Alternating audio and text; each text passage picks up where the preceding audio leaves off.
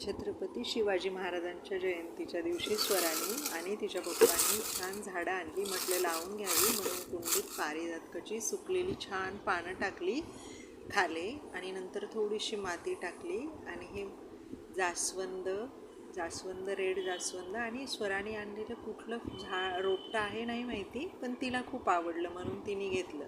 आणि मला हा रेड रोज खूप दिवसांचा हवा होता म्हणून तो एक आणायला लावला होता. आणि व्हाईट सदाफुली ना, जेव्हा आमचा फ्लॅट लॉन्चिंगचा कार्यक्रम होता ना, तेव्हा त्यांनी गिफ्ट म्हणून छोटंसं हे व्हाईट सदाफुलीचं रोपटं दिलेलं. ते ऑलरेडी मी माझ्या माठामध्ये लावलेलं. ॲक्च्युली तो माठ आहे. आणि सुंदर असं हे जास्वंदाचं झाड आणि हे रेड रोज खूप दिवसाचे मला हे लावायची होती. आणि हे स्वराने आणलेलं कुठलं रोपटाचं झाड आहे नाही माहिती मला. तुम्हाला माहीत असेल तर नक्की कमेंट्स बॉक्समध्ये नक्की याचं नाव मला सांगा. तिला खूप आवडलं म्हणे मम्मा म्हणून मी आणलेलं.